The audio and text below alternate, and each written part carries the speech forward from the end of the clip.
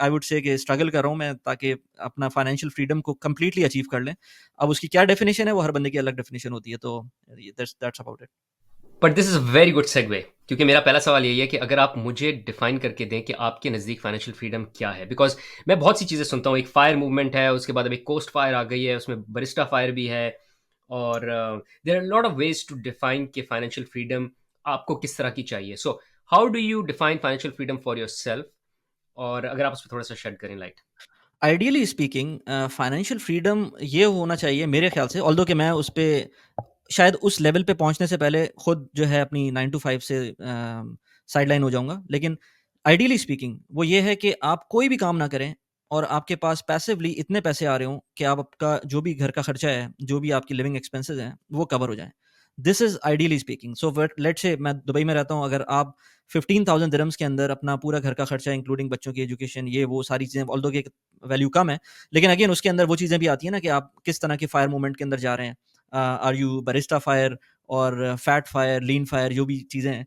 लेकिन फ़र्ज़ करें किसी का लेट्स से 20,000 दिरहम्स उसके किसी के खर्चे हैं और वो उन खर्चों की बेसिस के ऊपर कहता है कि यार मुझे इतने पैसे मिलने लगे ना, तो मुझे फिर जॉब करने की ज़रूरत नहीं है। अब वो बात अलग है कि वो कुछ और कर रहा हो, कोई ऐसी चीज़ कर रहा हो जिससे उसके पैसे बन रहे हों या ना बन रहे हों, लेकिन इतने पैसे पैसिवली आ रहे हों कि उसका घर चल जाए। लेकिन in most of the cases it is very difficult to achieve this कि आप जॉब भी कर रहे हो और साथ में फिर इतने पैसे जमा कर लें कि आप अर्ली एज के अंदर पैसिवली इतने पैसे जमा करके शुरू, मतलब मंथ में आपके इतने पैसे आ रहे हो कि आप अपना खर्चा चला लें। अगर ऐसा है तो that is completely awesome for me, और मैं उसको कहूँगा कि फायर मोमेंट मेरी कंप्लीट हो गई है। लेकिन ऑफ कोर्स ऐसा नहीं होगा।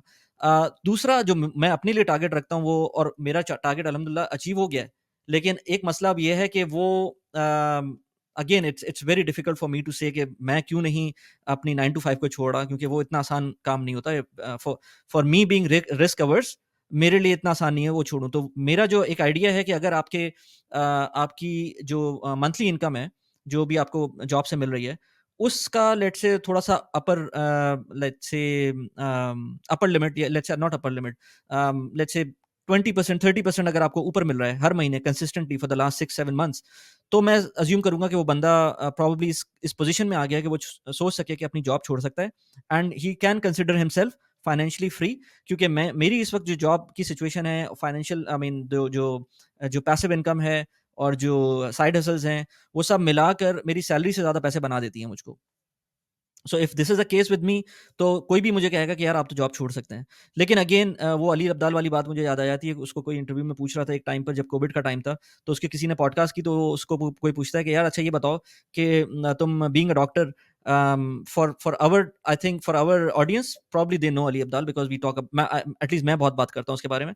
तो अगर किसी को नहीं पता तो वो यूट्यूब पे जाके देख सकता है। अली अब्दाल ने से पूछा किसी ने कि भाई तुम बताओ कि तुम्हारी बीइंग अ डॉक्टर कितने पैसे कमा रहे हो। तो यूके में डॉक्टर्स को इतने पैसे नहीं मिलते जितना यूएस में मिलते हैं, लेकिन उसको ऑलमोस्ट 60,000 पाउंड्स के करीब के की इनकम थी बीइंग अ डॉक्टर। उसको फिर अगला क्वेश्चन उस बंदे ने पूछा कि यार अच्छा तुम बीइंग अ यूट्यूबर, सब कुछ मिलाकर जो तुम्हारी यूट्यूब की इनकम है, यूट्यूब से एसोसिएटेड और भी जो स्ट्रीम्स हैं उनकी जो इनकम है, उसको मिलाकर वो सब कितना तुम क्या कहोगे कि कोई तुम साल का बना रहे हो, साल का, क्योंकि वो बीइंग अ डॉक्टर 60,000 पाउंड बना रहा था।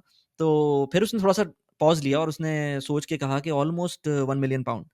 तो वो खुद भी सरप्राइज था अली अब्दाल सोच के बोलने में, और वो जो सामने वाला इंटरव्यूअर था वो भी कह रहा था कि यार तुम, मतलब दोनों ने पॉज ले लिया कि ये तुम कर क्या रहे हो फिर, मतलब why are you doing this medicine practice. तो उसने कुछ देर सोचा और उसके बाद उसने बोला कि यार दो रीजंस मुझे लगते हैं जो मुझे शायद जंप करने में थोड़ा सा हर्डल है। एक तो ये कि जो ऑडियंस मुझे देख रही है वो मुझे लगता है कि शायद वो, I am being a doctor, वो मुझे देख रहे हैं और उनको लगता है कि वो एसोसिएट कर सकते हैं ऐसे बंदे के साथ जो कि जॉब भी कर रहा है और साथ में ये काम भी कर रहा है। तो इसलिए मुझको ऐसा फीलिंग आती है कि जो लोग मुझे, जो मेरी ऑडियंस है, वो रिलेट कर पा रहे हैं मुझसे।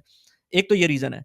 दूसरा ये रीज़न है कि मुझे लगता है कि ये जो यूट्यूब की एम्पायर मैंने खड़ी की है, ये धड़ाम से गिर जाएगी, और यू नेवर नो नेक्स्ट मेरा यूट्यूब चैनल हैक हो जाएगा, या एकदम से व्यूज़ खत्म हो जाएँगे, या जो भी मैं पैसिव इनकम की स्ट्रीम्स थ्रू यूट्यूब मेरी चल रही हैं वो खत्म हो जाएँगी। तो मुझे लगता नहीं कि ये सब कुछ कोई बहुत ज़्यादा सस्टेनेबल है। लेकिन उस इंटरव्यू के बाद 3 महीने बाद उसने अपनी जॉब छोड़ दी थी। तो that was his realization at that time, जो कि मुझे अभी तक प्रॉब्ली नहीं हुई है, इस वजह से मैं तो अभी थोड़ा-सा शेकी हूँ। हाँ, अगर आई डोंट नो कि मेरे कोई ऑफ़िस में कोई सुन रहा हो ये पॉडकास्ट, लेकिन अगर मुझे कभी निकाला गया ऑफ़िस से, तो शायद मैं अगली जॉब ना सर्च करूँ, ये मुझे पता है। तो वली मुझे जो समझ आई आपने बताया कि आपकी जो इस वक़्त इन्वेस्टमेंट इनकम है, प्लस जो आपकी यूट्यूब इनकम है और या सोशल मीडिया इनकम है, वो आपकी टोटल इनकम को सरपास करती है जो जॉब से आती है। इफ़ दैट इज़ ट्रू और मेरी अंडरस्टैंडिंग सही है, तो आप मुझे बताएँ येस। कि आपकी क्या रीज़न्स हैं for not to leave your job? और मेरा एक और सवाल ये भी है जो मैं शायद पहले पूछना चाह रहा था, and maybe we can start with that question first and come come to this one later, कि मुझे पहले ये बताएँ कि आपकी मोटिवेशन क्या थी to start YouTube altogether? Why did you start? And एक तो ये कि इनिशियल मोटिवेशन क्या थी और करंट मोटिवेशन क्या है, या over the hmm, period of time, क्योंकि मोटिवेशन भी जो वजह होती है या पर्पस होता है, वाई होता है, वो चेंज होता रहता है। And then um, I will come back to the question जो कि वली अब्दाल से इस पॉडकास्टर ने पूछा था, which is why don't you leave your job all together? Because I think जब आप मोटिवेशन एक्सप्लेन करेंगे उसमें कुछ एलिमेंट होगा of the 9 to 5, so I am hoping you will answer that question first, और फिर मैं आपसे पूछूंगा कि 9 to 5 छोड़ते क्यों नहीं। सो सही। मोटिवेशन। तो ये क्वेश्चंस याद रखें, क्योंकि मैं भूल जाऊँगा ये क्वेश्चंस रिप्लाई करते हुए। तो मुझे पहले वहाँ से स्टार्ट करता हूँ कि मेरे मेरे पास मोटिवेशन क्या थी। तो मोटिवेशन थोड़ा-सा पीछे जाना पड़ेगा। वैसे तो मैंने अपना जो यूट्यूब चैनल था स्टार्ट किया था आई थिंक सितंबर 2020 में। थोड़ा-सा लेट हो गया था मैं, मेरे ख़्याल से मुझको जस्ट जैसे ही कोविड स्टार्ट हुआ था, मेरे पास बहुत टाइम था उस टाइम पर। मुझे स्टार्ट कर देना चाहिए था। वो मेरे लिए बहुत ज़्यादा टाइम मिलता मुझको अपने आप को ग्रो करने के लिए। एनीवेज़ मैंने सितंबर 2020 में स्टार्ट कर दिया था यूट्यूब चैनल। और मोटिवेशन उस टाइम पर कुछ थी, लेकिन अगर हम पीछे की बैक स्टोरी पे जाएँ, तो मैंने शायद अपना जो हमारा सपोर्ट ग्रुप है यूट्यूब का, उसपे हमने मैं बात भी की थी इस बारे में कि जब ट्रम्प आया था यूएस में, तो मैंने उस टाइम पर कैनेडियन इमिग्रेशन अप्लाई किया था। अप्लाई क्या किया था, मतलब मैंने ट्राई किया था, और बहुत लंबी स्टोरी है कि वो मैंने कभी भी नहीं सोचा था कनाडा का अप्लाई करने का। लेकिन फॉर सम रीज़न मैंने सोचा था 2017 में कि यार चलो मैं अप्लाई कर देता हूँ, देखते हैं अगर होगा ठीक है, नहीं होगा तब भी देख लेंगे। लेकिन जब प्रोसेस स्टार्ट किया था मैंने, तो मैं काफ़ी ज़्यादा पंप अप हो गया था। मैंने कहा नहीं यार ये कर देते हैं, और ये हो जाएगा तो फिर देखेंगे, प्रोबेबली आई विल मूव। वो सारी चीज़ें हो रही थी, और मैं थोड़ा-सा डिटेल में जाऊँ उसके अंदर, तो सीआरएस स्कोर जो कैनेडियन था उस टाइम पर, वो 415 के अराउंड था। मेरा जब मैं ये सब कुछ कर रहा था, तो मेरा जो स्कोर बन रहा था 445 बन रहा था। जस्ट मेरी डिग्री की कुछ फ़ॉर्मेलिटीज़ रह गई थी, और वो अगर मैं पूरी कर लेता टाइम पर, जो कि मैं कर तो रहा था, लेकिन वो जो उसमें प्रोसेस में टाइम लगता है, उसमें टाइम लगा था। वो टाइम जैसे-जैसे आगे बढ़ता रहा, उस प्रोसेस के अंदर 2, 3, 4 महीने ही गुज़रे थे। वो सीआरएस स्कोर हल्के-हल्के बढ़ता रहा। 412 से 430 हुआ, 435 हुआ, 440 हुआ। मैं 445 पे बैठा हुआ था। 445 पे बैठे-बैठे मैंने उस स्कोर को 450 पे जाते हुए देखा, और फिर मेरा सीआरएस में मेरा वो जो डिग्री की अटेस्टेशन वगैरह थी, वो हो गई थी, और मैं सीआरएस पूल के अंदर एंटर किया। जब मैं एंटर किया, तो मैंने कहा चलो 450 है, कुछ अरसे बाद ये नीचे आ ही जाएगा। इतनी तेज़ी से जो ऊपर गया है, प्रॉब्ली ये कुछ अरसे में नीचे आएगा। लेकिन उस टाइम पर हो ये रहा था कि वो ट्रम्प की वजह से जो उसने जितनी भी थ्रेट्स किए थे इमिग्रेंट्स को, उसकी वजह से ज़्यादातर इंडियन पाकिस्तानीज़ जो हैं, जो एच-1 के ऊपर थे, या जो ग्रीन कार्ड होल्डर्स नहीं थे, वो कनाडा मूव कर रहे थे, वो ऑस्ट्रेलिया मूव कर रहे थे। इवन ऑस्ट्रेलिया के अंदर भी वो मुश्किल होना शुरू हो गया था उस टाइम पर। तो वो जब ये जो वेव शुरू हुई थी, उसमें फिर वो नीचे ही नहीं आया वो सीआरएस स्कोर। और मैं 445 से मेरी बर्थडे आई, तो वो नीचे चला गया, 440 हो गया, फिर वो 435 हो गया, और वो आगे की तरफ चलता रहा। एक ये रीज़न था, और एक और टाइम पे मुझे बिल्कुल क्लोज़ था मैं इमिग्रेशन के, वो ये था कि जब ओंटारियो ने ओआईएनपी के नाम से उनका प्रोग्राम है, जो कि आई थिंक ओंटारियो की नॉमिनेशन प्रोग्राम होता है पीएनपी का। उस टाइम पर बड़ा वियर्ड सा उनका एक सिस्टम है, जिसके अंदर वो कहते हैं कि अगर आपकी सीआरएस का जो स्कोर है, जो आपकी जो जो सिस्टम है, उसके अंदर जब भी लेट्स से टाई ब्रेकर होता है, यानी कि अगर मेरे पास 445 का नंबर है, और सीआरएस का कभी स्कोर आता है 445 पर ही, तो जो जिसकी प्रोफाइल पुरानी होगी ना, वो उसको पिक करेंगे, अगर उनका जो कोटा अलॉट हुआ हुआ है। तो कभी-कभी 445 वाला भी नहीं जाएगा, जब जब तक उसका प्रोफाइल नई आई मीन पुरानी ना हो। At the same time Ontario उस टाइम पर, आई डोंट नो कि इस वक़्त क्या है, ओंटारियो का जो पीएनपी था, उसके अंदर मेरा जो जॉब कोड था, वो उसमें फ़ॉल कर रहा था। लेकिन उसमें उनका जो कंडीशन थी, वो ये थी कि आपकी प्रोफ़ाइल बिल्कुल नई होनी चाहिए।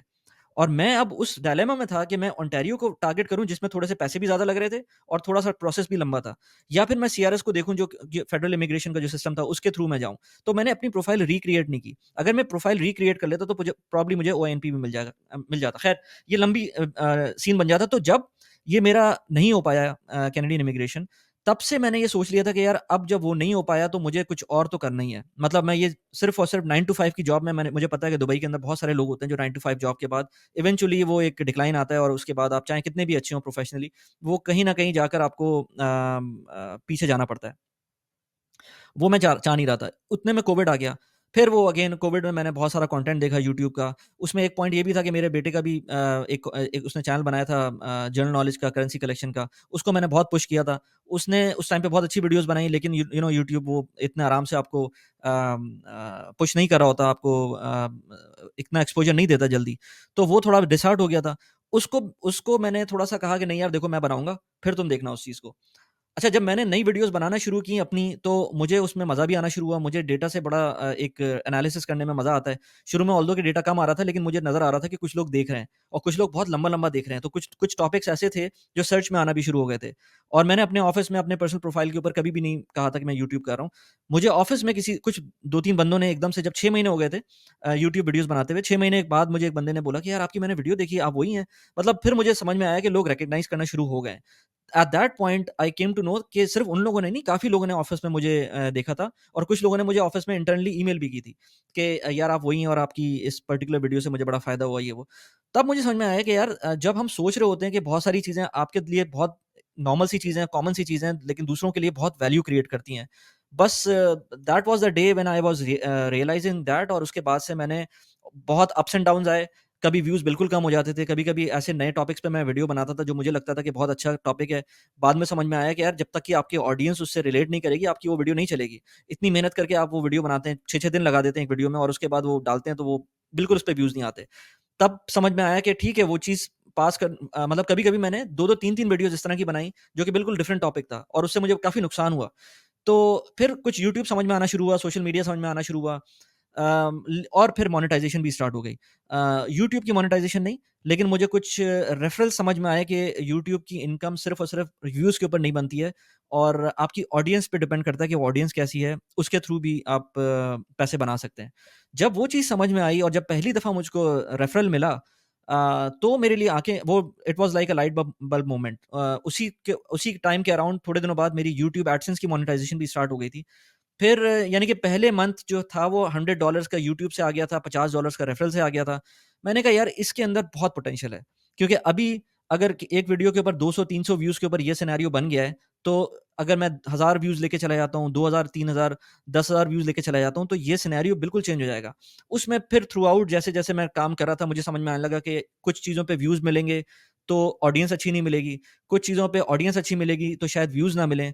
तो ये सारे इफ्स एंड बट्स के साथ मैं आगे चला तो फिर ये बेसिकली फिर उसके बाद आज तो मोटिवेशन सिर्फ़ और सिर्फ़ ये है कि फाइनेंशियली इंडिपेंडेंट होना है थ्रू यूट्यूब।